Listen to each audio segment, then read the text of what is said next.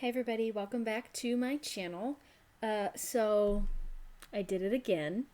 This is gonna be my week 20, well, let's see, the last video was up to week 22, I think. Let me look at that really quick. Yeah, it was 18 to 22. I'm 26 weeks pregnant now. So, yeah, so this is gonna be 22 to 26 instead of 24 to 26. And I'm going to try really hard to remember to actually do my damn videos when I'm supposed to do my damn videos. But like I said in the last video, there's not a whole lot going on different from each week to each week. Things are progressing pretty good. You know, I don't even remember anything specific or like super groundbreaking that happened other than my last doctor's appointment. So, sorry, I guess. This is kind of a boring pregnancy. I mean, heartburn has gotten worse, which I did go officially, finally, go get some Tums to take because it's terrible some days. Like, I'll get heartburn when I haven't even eaten anything, and it's really bad sometimes. So, like, when I'm at work, it's killer. So, I went ahead and I got some Tums to take once in a while when the heartburn gets really bad. And I know, what was it? It was a month ago, I guess. It had to have been because it was my last doctor's appointment. So a month ago, I went to the doctor, as I'm supposed to. And they had told me in my ultrasound, it looked like my umbilical cord did not go to the correct spot in the placenta. And that's called a velamentous cord insertion, or at least that's what they thought I had, was that basically it looked like the umbilical cord attached to like the edge, like the membrane around the placenta, rather than like the middle of the placenta where it's supposed to be. So they had said that at my next appointment, they said at my next appointment they were going to do another ultrasound to double check and look into that and look more closely to see if that's what I was dealing with or not. And this is sort of a good news, bad news situation. But all in all, more so good news than bad news. So that's the good thing, I suppose. And so I went to the doctor and I had like my list of questions I was going to ask and all this. And I also had to have my glucose test at this last appointment. I'm going to assume that I passed because I have not received a phone call from my doctor. And the lady who drew my blood said that the results are usually back, would probably be back by that afternoon, which I was there at, my appointment was at 8:30. I think we left at 9:30 or so. So she said somewhere in that afternoon, the results were supposed to be back, and I never got a phone call. So I assume that means I passed. Yay, I tried really hard. I know that sounds stupid. I tried really hard not to fail my glucose test, but I did. I mean, I knew I was supposed to fast, starting at midnight. And I did. Actually, I started a little sooner than that because yo girl went to bed before midnight. But after a certain time, I cut off sugar. Like, I didn't have my normal bowl of cereal. I had, I bought these little snack pack thingies that had, like, a boiled egg, cheese, and salami. And it had less than, each of them, the whole pack, had less than 1 gram of sugar in it. So I had those as my snack when I got hungry instead of my bowl of cereal. And then that morning I continued with my fasting. I didn't drink, and then went and did my, drank the drink, which actually wasn't that bad. I got the orange flavor, and everybody was like telling me how horrible it was going to be, so I was like bracing myself for it being really, really bad. And it actually wasn't that bad. I drank it in 4 minutes. I had 10 to do it. Started at 8 o'clock, finished it at 8:04. And then we went to the doctor and went and did my ultrasound, went and peed in the cup, which, let me tell you, for a girl who had not had anything to drink since, probably 9:30 the night before, yo girl had to piss. And I think it probably had to do with chugging the glucose drink, to be honest. I think I peed 3 or 4 times off that one thing alone, which is ridiculous. And so anyway, I did that, and then I went to the ultrasound, and I got a couple more pictures of my baby, and he's doing fine. He is now, according to the ultrasound, he is about 2 pounds and 2 ounces currently. And like I said, this was I was 26 weeks. I'm a little late, I know. I was 26 weeks and a day when I went to the doctor. And that was on Wednesday, and today is Saturday. So I'm a little bit belated on all the things. Pregnancy brain, like I literally forgot that I was doing this. I completely forgot that I was doing a video vlog. That's like redundant. Um, I completely forgot that I was doing a vlog about my pregnancy. I forgot a lot of things about this pregnancy. Like I forgot I was doing this vlog thing. I forgot that I was keeping a journal. Like I literally haven't written in my journal in probably a month or more. Like I wrote in it the other day because I was like, holy shit, I haven't fucking written anything. And part of it is because there's nothing, and I think that's probably part of the same reason with the vlog is nothing's going on really that's noteworthy. You know what I mean? I don't want each video to be the exact same thing. Like, yeah, nothing's going on. So I'm just 26 weeks pregnant, whatever, bye. Peace out, bitches. Like, I don't want these videos to be completely boring. Like, I want to bring something to the table. I want there to be some sort of information given, or I want somebody to be able to see the video and be like, oh, that's the way I feel, or that's what's happening to me. And I don't want it to just be like, okay, well, this bitch is just having, like, a perfect pregnancy. Because I'm not. And that's what we're going to get into now. So before I get back into my doctor's appointment, I do want to bring up something that happened in my life, personally, that does not pertain to the pregnancy. Not directly, anyway. So I went to the doctor on Wednesday. On Tuesday, the day before, I found out that my grandmother has passed. And she's 85 years old, and she was sick, very sick. We knew this. She'd been in a nursing home for over a year. She couldn't live on her own. She was, basically legally blind, COPD, and, just all around, she was just not doing very good. And she'd been in the nursing home for some time. And my dad and my uncle, Floyd, were planning on going to visit her for Thanksgiving, because this was going to be the first Thanksgiving that nobody spent the day with her, that she didn't, have a big dinner. So we were going to do our Thanksgiving on Wednesday. We had planned this in advance. We knew that this was happening, a month and a half ago. Because I figured I was probably going to have to work, and my brother might have to work, and so we were like, well, we'll do it on Wednesday because my husband and I are already off, and there's not really anything else going on, so we planned it that we were going to do it on Wednesday after my doctor's appointment. So they had decided that Thursday morning they were going to, my Uncle Floyd was going to hop on a plane, because he lives in Florida, was going to hop on a plane and meet my dad here in Tennessee, and then they were going to drive up to Michigan together to go spend Thursday and Friday with my grandmother. And my dad got a phone call and was told, if you're going to see her, you need to come, right now. She's not doing well.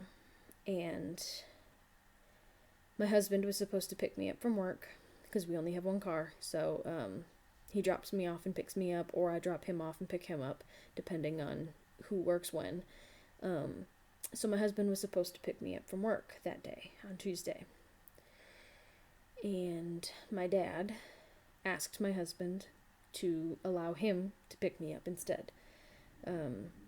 So right away I knew something was up. He had messaged me earlier in the day that he didn't think he was going to make it to see Grandma in time. So I already knew something wasn't right. And then he insisted on coming to pick me up. So I knew he had something to tell me. And I didn't know what it was. I just knew something was wrong. Or he was bailing on our Wednesday Thanksgiving and going to go up there sooner. Or he was going to try to get me to go with him. Which I went back and forth. in depth about going. I wanted to, but I'm so new at work, and missing that many days would be detrimental to being able to pay the bills. And so, as much as I did not like my decision, I decided that I needed to stay. So Tuesday rolls around, and the end of my shift comes, and my dad picks me up. And I get in the car, and he says there's been a change of plans. And my immediate thought is, okay, he's dipping out on Thanksgiving. That's fine. I absolutely have no problem with that. He is more than welcome. I want him to go. And then he drops the bomb. That said, Grandma is gone.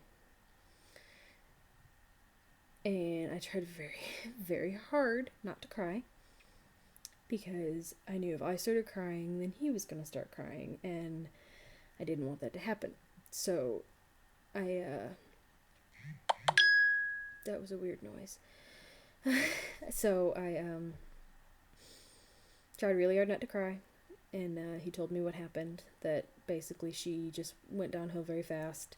They had found out that she had cancer again. She's had it before, or she had it before, I guess. And so they found out that she had lung cancer that had spread pretty much all over her body.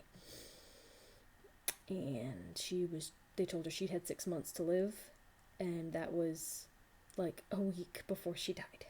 So 6 months, she died a week later.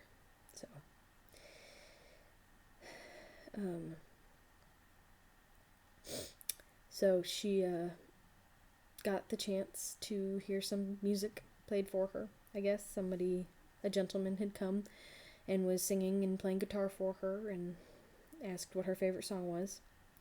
So they were playing one of her favorite songs, and she passed in the middle of it on Tuesday afternoon.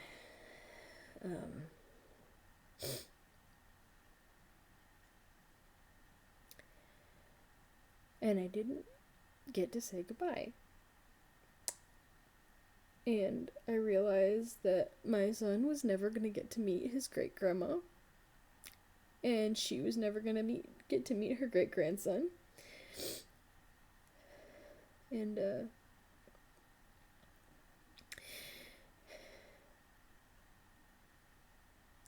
yeah, so that happened on Tuesday, the day before our scheduled Thanksgiving, and the day before I was supposed to go to the doctor and see my baby boy again. So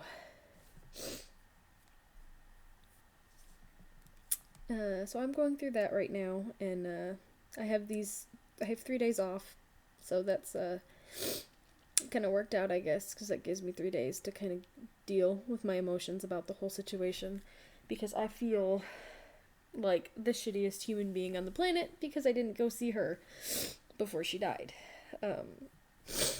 And the real kicker is I was going to call her that day. I was going to call her after work on Tuesday and tell her that I loved her and goodbye and get all that out on the floor. She knew she was dying. She knew it was coming, so I wanted the chance to talk to her one more time and, tell her I loved her and all that. And she died before I got off work, so I didn't get the chance to do that. So I'm dealing with those emotions. And I do pretty well for the most part. I'm okay. I knew it was coming, but at the same time, I didn't know it was coming that fast. And so I'm still kind of trying to work through how I feel about the situation. And they're not having a funeral, so it's not like I can go to the funeral. They're just cremating her and probably not going to have a service to even go to, so there's that. So I just working through it. So anyway, I guess. So Wednesday comes, I have fasted, I've done what I've been supposed to do, and I go do my glucose test. And I go do my ultrasound, and they take the pictures, and tell me that he's good, he looks great, he's moving around, and in the ultrasound, he's kind of in like a thinking position, like he's got his hand up here, and he's just like, thinking, and super cute, super excited, and so they were looking more closely at the umbilical cord to see kind of what it was doing, because she had said that there is the possibility that I don't have a velamentous cord insertion, that it just looked that way in the pictures because of the angle, and so they were looking more closely at it. So I go back to the room to wait for the doctor to look at the ultrasound and finish up with other patients and all that, and she comes in the room and basically, hey, how's it going? How you feeling? All that jazz. So I do not have a velamentous cord insertion. What I do have, however, is she didn't actually tell me the name of it because she couldn't remember. She'd looked at too many things that day, I guess. She said she was having a hard time remembering what the technical name of it was. But basically what happened, for some reason, my umbilical cord comes from baby, who's over here. And it comes out and it's all, around the uterus. That's the word I was looking for. I'm sorry. You just witnessed pregnancy brain. So it's floating all around the uterus, all blah, blah, blah, blah, whatever. And then it sticks into the placenta. Except mine doesn't just stick into the placenta. Mine sticks into the placenta. It forks at the end for some reason. So not really any knowledge of why that happened. Don't know. It's not super duper common, but I guess it's not super duper worrying either. Like, I'm not considered high risk. They didn't refer me to a high risk specialist or anything like that. But what this means is I will be monitored more closely. So I am at the point in my pregnancy now that I go to the doctor every 2 weeks. So I go back on the 11th. And every 4 weeks, I'll have an ultrasound. So once a month, I'll have an ultrasound where they'll monitor his weight and they'll monitor his heartbeat to make sure that both of them are progressing and are good. Because for whatever reason, a forked umbilical cord can cause low birth weight and can cause an irregular heartbeat. Typically, the irregular heartbeat is more during like labor, but they want to make sure that throughout the rest of the pregnancy, it's still... Okay, who the fuck is not leaving me alone? Sorry. I'm in a group chat, and they're just... My friend is tagging the shit out of me in it, and I don't know why. So, I'm just gonna ignore it for now. So they will monitor him, make sure that he's growing and gaining weight the way he should, make sure his heart rate looks good, and so that's up until, I think she said, like 32 weeks, I think, which isn't that far. So let's think about that, actually. I'm 26 now. 26 weeks now. Well, 26 weeks was on Tuesday. So I go back on the 11th, and then at the next appointment I will have an ultrasound. So that was 26. I'll be 27, 28, 29, 30. So I'm only going to have like 1 or 2 more ultrasounds, unless I'm wrong about the date. It might not be 32. Maybe it's 36. I don't know. I'm going to turn my fucking phone off. Just getting on my nerves. So anyway, at some point during the pregnancy, in my 32, 36-ish weeks, they will switch over to some other type of, or I don't know if it's a different type or just like an additional type of monitoring to monitor his heart rate a little more closely as I get that far in the pregnancy. And I will not be allowed to progress past 39 weeks. So, no 41, 42 week pregnancy for me. 39 weeks is my cutoff. And the reason for that, I guess, is because once you get past like 39 weeks, because it's so cramped in the uterus, the umbilical cord can get, too clamped and cause issues that they would really rather avoid. So if I have not gone into labor by the time I hit 39 weeks, which will be February 25th, right? That's a Tuesday, right? Yeah, February 25th, I will be exactly 39 weeks. So, I will be having him before then, or around there, I guess. Which is funny. Not funny, haha, but funny like, that's interesting. Because I've been telling my husband for the last couple weeks that I just have this feeling that I'm going to have him in February. Your girl was right. Look at that. And I actually had a dream not that long ago that I was going to actually have him at 33 weeks. So we'll see. We'll see what happens.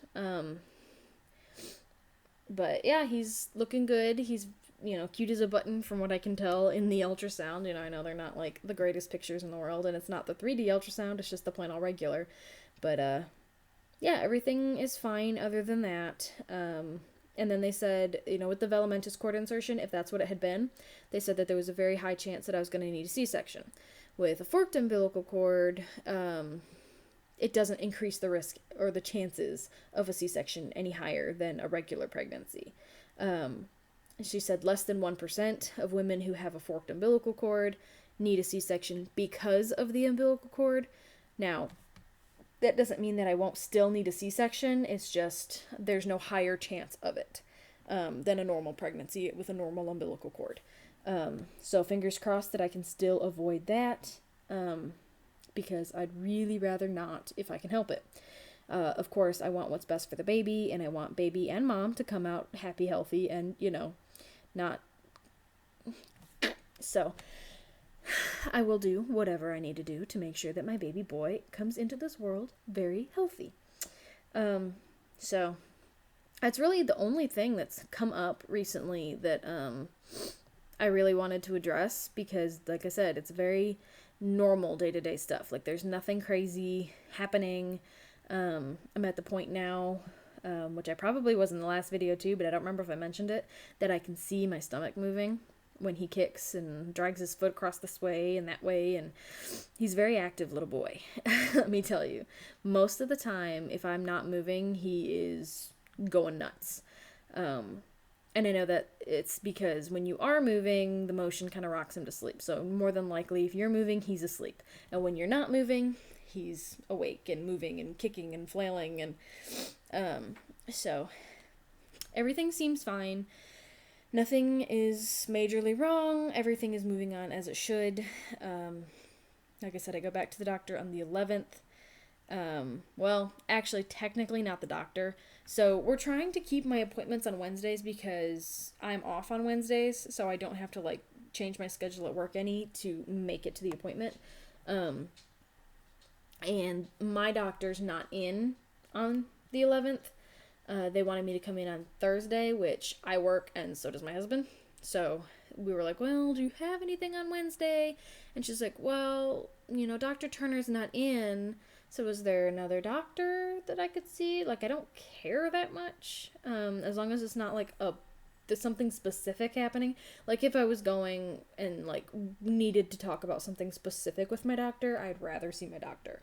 But just a regular checkup, I'm going to be there for 20 minutes. 30 minutes tops. We're not doing anything at my next appointment. It's basically just a quick little check-in to make sure nothing's going on. So I'm actually going to be seeing a nurse practitioner when I go back. But that was my choice. She asked if I was okay with that, and I said yes. So we'll be going back then, and then the next appointment after that, I'll have another ultrasound. So I'm going to get lots of pictures of my baby. I'm getting super, super excited. My husband's super, super excited. We can't wait to meet him. And I can't wait to do the baby shower, and please do not come before 36 weeks, because that's when I'm doing my baby shower. I'm almost 36 weeks at my baby shower. I'm 35 in 4 or 5 days. And I'm doing my maternity photos the same day. So if he comes before that gets to happen, I'm going to be a little upset, because my best friend is planning the baby shower, and she's super excited to do it. And I suppose we still could, even after the baby's born, but you're supposed to do it before. So we'll just have to wait and see how things go, see what happens. As long as he's born healthy, I am totally fine with whatever the outcome is. So I'm going to go ahead and get off and see what the hell my peeps are messaging me about like crazy. And I will try very, very hard to remember to do my video at 28 weeks and not 30. So I'm going to go. Y'all have a wonderful day, and I will talk to you later. See ya.